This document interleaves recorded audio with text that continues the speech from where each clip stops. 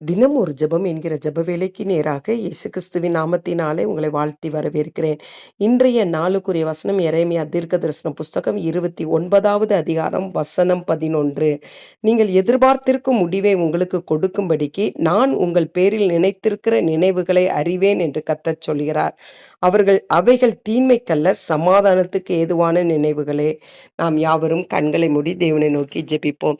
எங்களை நேசிக்கிறதான நல்ல தகப்பனே, இந்த நாளுக்காக நாங்கள் நன்றியோடு உம்மை ஸ்தோத்தரிக்கிறோம். கர்த்தர் கொடுத்த புதிய நாளுக்காக நாங்கள் நன்றி செலுத்துகிறோம் ஆண்டவரே. கர்த்தர் புதிய கிருபையோடு இந்த காலை வேளையில எங்கள் மத்தியிலே நீர் இறங்கி வந்திருக்கிறபடினால் நன்றி அப்பா. ஆண்டவரே, நம்முடைய பிள்ளைகள் எதிர்பார்த்திருக்கிற நினைவுகளை, எதிர்பார்த்து காத்து கொண்டிருக்கிற காரியங்களை ஆண்டவரே அறிந்திருக்கிற தேவன், ஆண்டவரே அறிந்திருக்கிற தேவன் அப்பா.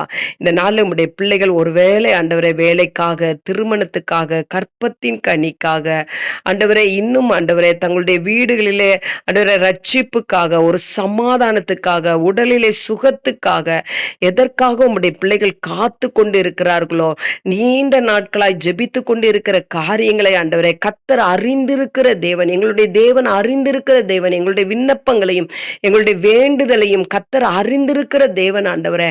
அப்பா, உம்முடைய பிள்ளைகளுக்கு கர்த்தர் நிறைவேற்றும்படியா இந்த நாளில் நீங்க வந்திருக்கிறபடினால் நன்றி அப்பா.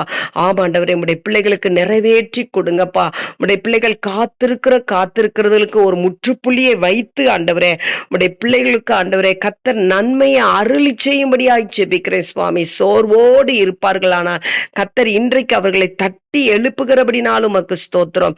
நீங்க கொடுக்கிற ஆசீர்வாதம் ஒரு நாளும் தீமையை கொண்டு வராத ஆண்டவரே, அது நன்மையாகவே முடிய பண்ணுவீங்க. அதற்காய் ஸ்தோத்திரம்.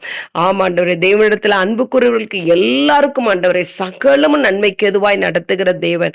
இன்றைக்கு உம்முடைய பிள்ளைகளுடைய காரியங்களை கர்த்தர் நன்மைக்கு எதுவாய் மாற பண்ணி உம்முடைய பிள்ளைகளை ஆசீர்வதிக்கும்படியாய் இயேசுவின் மூலம் ஜெபிக்கிறேன் நல்ல பிதாவே.